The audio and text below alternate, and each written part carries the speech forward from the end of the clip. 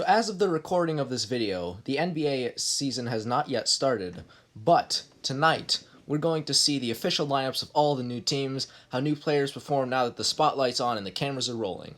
Without crowds and without all the stuff that happened in real games, it's not the same. But at least the basketball is kind of okay.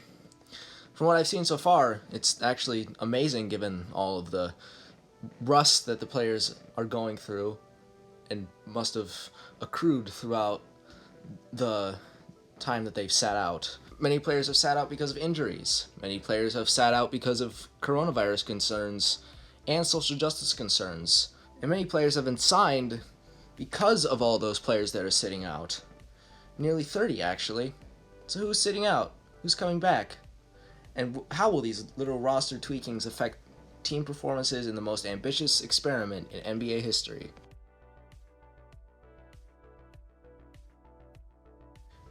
Let's get the smaller moves out of the way, just to start us off. And no disrespect to the Phoenix Suns, but they qualify as a small team. They waived Jared Harper and picked up Cameron Payne to replace him, which wasn't a bad move, I guess. Cameron Payne's probably better than whatever Jared Harper would have produced, which is 1 point per game. But it's just another average backup point guard for them. He's probably better than Eli Okapo. And even with Cameron Payne, they'll probably have a hard time moving up the standings. Not really affecting much. Next up is the Oklahoma City Thunder, which is a team that has massively exceeded expectations this season. They didn't really make any moves to potentially make the next step, though. Instead, they signed Devin Hall, who I don't know anything about him. Hey, at least they locked up Lou Dort to a long-term deal, and Andre Roberson is back, and apparently nailing threes now. So there's some positive to come out of that, I suppose. The Cleveland Cavaliers will not be playing in the Orlando bubble, but that didn't stop them from signing Jordan Bell to a 2-year contract that they could opt into for next season. Jordan Bell is a relatively young rim-running big man who is already becoming a journeyman in the NBA, and the Cavs hope they can give him a permanent home, or at least a place to jump off of, similar to Marquise Chris of last year, I believe. They also locked up Dean Wade to a real contract, giving them another young player with some small amount of promise. Their team has almost nothing going for them. It's not looking good for Cleveland. The Pistons have also signed a young, athletic, rim-running big man whose future they hope to turn around. After being picked in the first round by the Chicago Bulls and then being traded to the Timberwolves in that awful Jimmy Butler trade, Justin Patton has played a total of 11 games. 11 games over 3 seasons. Just let that sink in. He was supposed to be an athletic center who played with energy, but it's hard to have energy when you're constantly injured. Hopefully he can recover from his myriad of foot injuries and play at least a few minutes for a Pistons team that has little else going for them. But given how lower body injuries have historically affected big men, it's pretty unlikely at this point. This is a lost season for the Indiana Pacers. Domantas Sabonis will miss the restart to have surgery on his foot, and Victor Oladipo has also been tentative at best about his return. Now that his co-star is sitting out, it's pretty unlikely that Vic will come back to save the day. That, combined with the Jeremy Lamb injury, means that the scoring duties will fall upon TJ Warren, Miles Turner, Doug McDermott, and Malcolm Brogdon. Yikes. The San Antonio Spurs. This is a team that has made the playoffs 22 straight times, won 3 championships within that time. The team has been on the decline for the last few years, and with the star player LaMarcus Aldridge sitting out with season-ending shoulder injury, their playoff bid is in serious jeopardy. However, they did sign Tyler Zeller as a replacement, so that at least somewhat shores up the big man position, especially given that they also lost Trey Lyles to injury. That's going to be a lot of mid-range jumpers. He's still probably not going to help them make the playoffs, which even for the Spurs organization pre-injury was a stretch. The New York Knicks have been bad, and I don't have to elaborate. They seem to have missed out on every big free agent and draft pick under the sun for the last 20 years, just because the Knicks have been run so poorly and just also been very unlucky. Most recently, both Kyrie Irving and Kevin Durant, who were heavily rumored to sign with New York, will still be playing in the city, but for the Brooklyn Nets. The Nets, who have been hampered with injuries of their own all season, especially now, also fired head coach Kenny Atkinson, and former Bulls head coach and known screamer Tom Thibodeau was rumored for the job. But in a sort of twisted revenge that may seem like a blessing for the Nets, the Knicks actually signed Thibodeau to a 5-year contract. That gives the Nets one less option to replace Jacques Vaughn as head coach. Another piece that the Knicks stole from the hometown rival is guard Theo Pinson, given they did have to waive rising star Alonzo Trier to get him. And they also signed Jared Harper to replace Kadeem Allen. Tibbs brought one team out of the dregs by developing the Derrick Rose Bulls, as well as somehow extending their years by developing Jimmy Butler, but his recent stint with the Wolves was questionable at best. With a young team with lots of unknowns but some potential, this could either turn out really well or absolutely awful. The Knicks, at this point, are almost guaranteed to draft LaMelo Ball to pair alongside RJ Barrett, and while LaMelo is probably willing to listen to Coach Tibbs, we can only hope that Tom and LeVar don't create a chemical reaction that destroys the entire Knicks franchise and the city of New York around it. The Philadelphia 76ers have been making waves with their announcement that they would be shuffling up their starting lineup, moving Ben Simmons to the 4 and sliding Shake Milton up to the starting point guard to replace Al Horford. This means more sharing the ball, more pick and rolls with Ben Simmons as the roll man, and with Ben Simmons apparently now being a 3-point sniper, a much better spaced floor. Another piece that helps them stretch the floor is Ryan Broekhoff, a 29-year-old German shooting guard who shot 40% from 3 over his 2-year career. The man can shoot. The actual number of minutes he will get is a question mark, especially with the number of shooting guards they have on their team. But in the minutes that he does play, he can provide shooting on a team that might have a lot of shooters, but also might not. Shoot, shoot, shoot, shoot, shoot, shoot, shoot, shoot, shoot, shoot, shoot. Shoot, shoot, shoot, shoot, shoot, shoot. The Kings signed Corey Brewer to shore up wing depth, which was smart. Corey Brewer played a few games for this team last season, and while his play didn't exactly stun the whole world, he played relatively efficiently and also defended well, which are his two staples, primarily the latter. Here's hoping he can do the same in the restart. God knows the Kings would need it to sneak into the playoffs somehow. They do have an identical record to the Pelicans, who seem to be a favorite to move in, and also have a solid young core of their own, but will it be enough to get them past them, the Trailblazers, and the Grizzlies?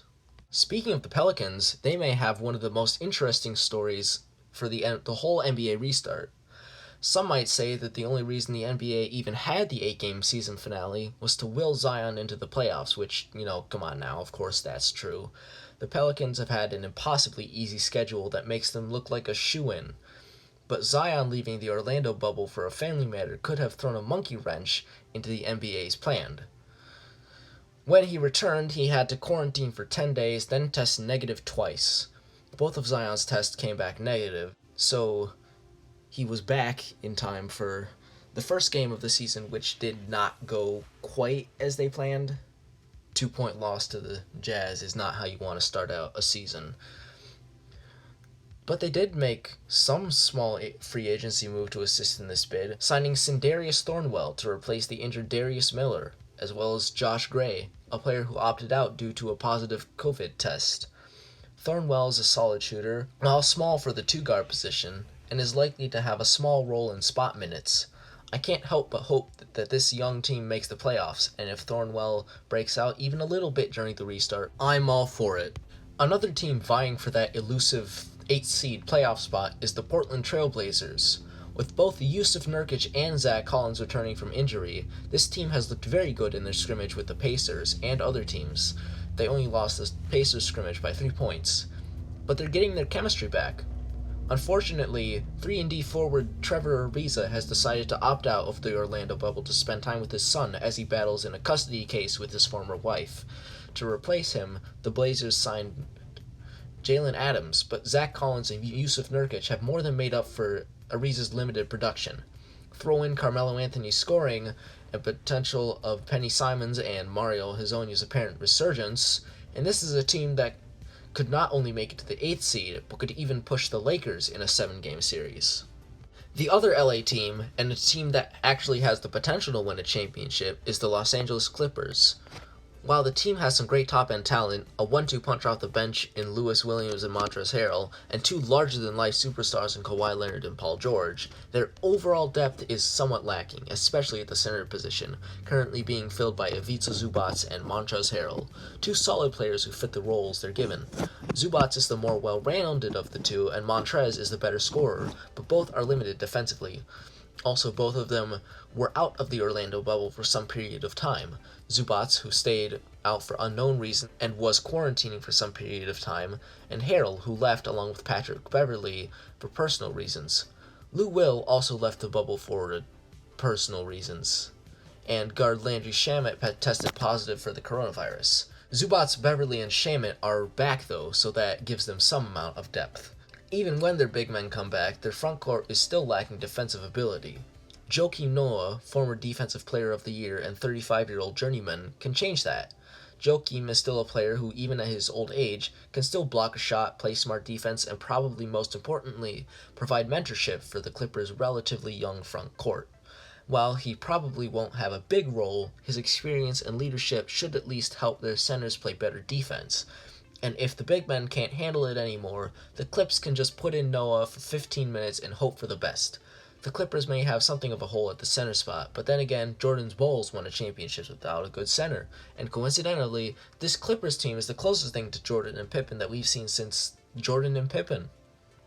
All this does is shore up one of the Clippers' biggest weaknesses, and Joakim Noah is great for that role. The next team that I want to talk about is the Denver Nuggets. The Nuggets just had their first scrimmage against the shorthand Washington Wizards as of the writing of this script.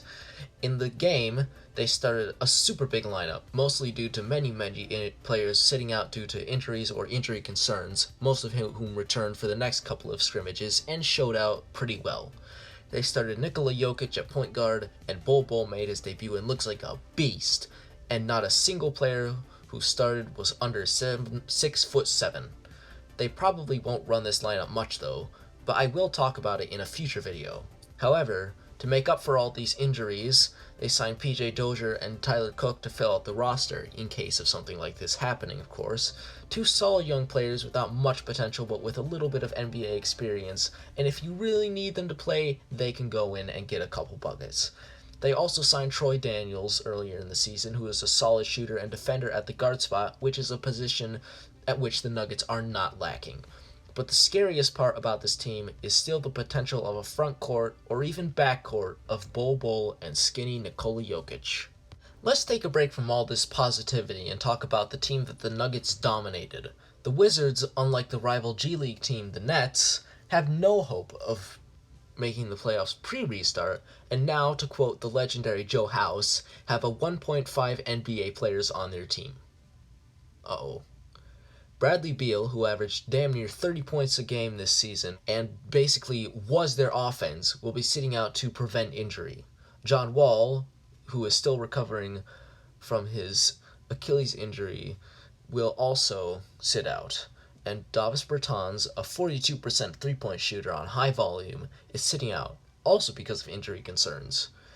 And now they're facing the consequences of drafting Admiral Schofield over Bol Bol. Admiral Schofield, can you believe it? Admiral Schofield. And it came back to bite them in the butt. He dominated them.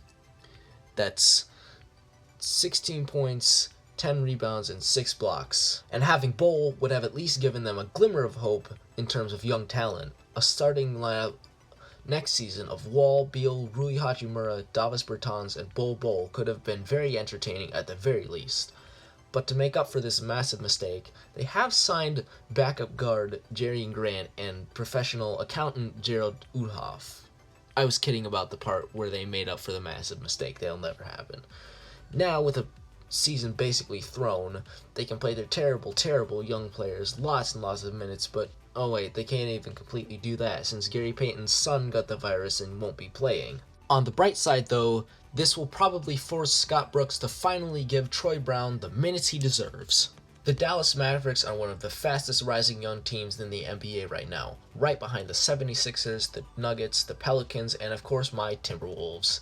Luka Doncic is already an MVP candidate in just his second season, and Kristaps Porzingis is an alien. and they have a solid supporting cast around them. Unfortunately, that supporting cast was severely weakened when a plethora of players either opted out or were injured. First, Dwight Powell tore his Achilles tendon. Then, after trading for Willie Cauley-Stein to replace him, he decided to opt out of the bubble to birth a baby. Which, respect to him, but still, come on now. They need a center. They need a center.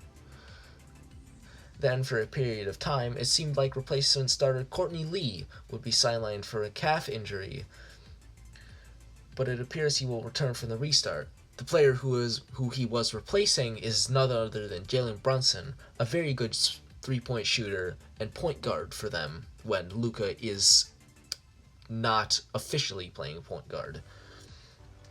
They did sign Trey Burke to officially replace Willie Cauley-Stein, but his real purpose was to make up for the offensive production lost in Brunson or potentially Courtney Lee. As shots are more distributed evenly, Burke could come off the bench behind J.J. Barea or DeLon Wright and play a role similar to the one that Tim Hardaway Jr. played at one point on this team. He may not make the biggest impact, but maybe a 30-point effort or two from Allen Iverson 2.0. You remember Allen Iverson when people were calling him Allen Iverson 2? Could help will the Mavericks to 1 or 2 wins in the NBA playoffs against, the Clippers. The Rockets might have another of the craziest stories in the NBA restart. Before the Orlando bubble, they signed several players as insurance and just backup. They waived center Isaiah Hartenstein in order to sign David Nwaba, an undersized forward who was supposed to fit the Rockets' switchy style of defense. Unfortunately, Nwaba has not joined the team due to I don't know why. He won't play until next season.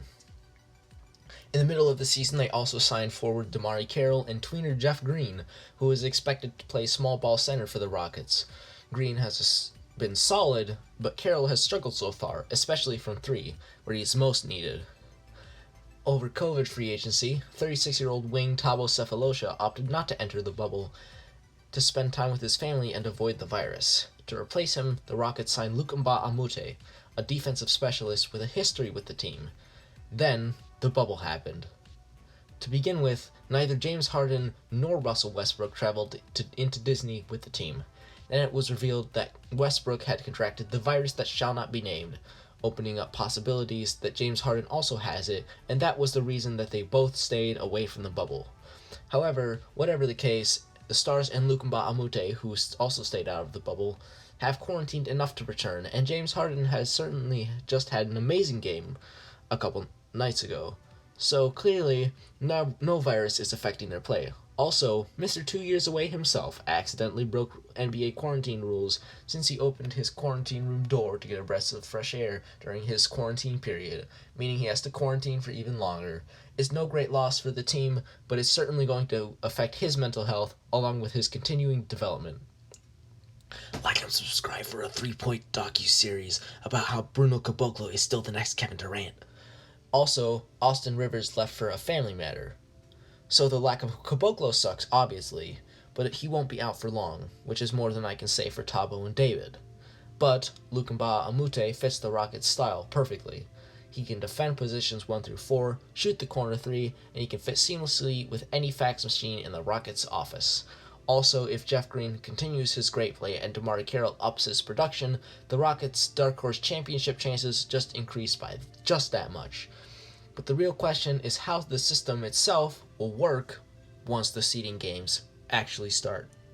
The Los Angeles Lakers are the focal point of the NBA restart, besides, of course, the Clippers, Bucks, Rockets, 76ers, Pelicans, Grizzlies, Blazers, and Raptors, of course, and the Timberwolves, who I am convinced still will sneak into the Orlando bubble and win the whole championship with D'Angelo Russell and Karl-Anthony Towns, who are the best duo in the league. Anyway, have I gotten off track? And 60-year-old LeBron is still playing like a 20-year-old, paired with Anthony Davis and a seemingly tailor-made supporting cast. But that supporting cast has had a few shakeups over the course of the season. The Lakers signed forward Markieff Morris to help open up the floor for Bron, waiving Troy Daniels to do it. Then, when shot chucker Dion Waiters became available, the Lakers signed him, waiving DeMarcus Cousins, who is perpetually injured, but still promising that their facilities would be available for him for rehab purposes. Then the Rona hit. games were canceled. Players got fat, sort of, or skinny. And the way NBA rosters were constructed has been changed forever. Maybe not forever, but you get my point. In any case, over Rona time, the Lakers signed former Cavaliers wing and longtime LeBron saboteur J.R. Smith in order to make up for the injury to Avery Bradley. And it is fitting that in his first possession checking into an NBA game, he committed a foul on the defensive end. A personal foul that cost him a free throw. Bradley would have been the harassing, scrappy defender that the Lakers needed to bother the likes of Harden and Westbrook, Chris Paul, and Donovan Mitchell, while also spacing the floor for LeBron and AD on the offensive end. JR might not be capable of defending like Bradley, but he's at least solid on that end, especially since this is his potentially last chance to earn a serious NBA contract. He and Dion Waiters both have the ability to get hot off the bench quickly when needed, and if they can tone down their incessant chucking, they have the ability to push the Lakers from super team to God squad. But, internet man, you may say, what about the injury to Rajon Rondo? Well, I would say, shut up, little kid, you don't know anything. On-off numbers suggest that Rajon Rondo minutes are actually very bad compared to how other minutes are, especially when Rondo is paired with LeBron, and that tracks. Rondo is an older player who needs the ball in his hands to be effective and make plays, which at his age is not very effective at all. When LeBron plays the point guard, or with a non-Rondo point guard, the Lakers are very good, and when he plays with Alex Caruso, they are plus 25, which is very, very good. And Alex Caruso, through a lot of hard work with Rajon Rondo, is looking like a bodybuilder. Also like Rondo, he has a minor injury, but it's day-to-day, and if he recovers, he could unlock another level for the Lakers. So far, he's looked okay in the game that I've watched so far. I can't tell you much. I haven't seen it. I'm recording this video right now as the game happens. So, yep. Oh boy, now I just churned out that piece of content. I hope you enjoyed it. You probably did not. If you want more low production value videos like this, you can subscribe and click the notification bell, and which all YouTubers ever have always asked for. I am nothing special. Please subscribe. I need money. Thank you. Goodbye.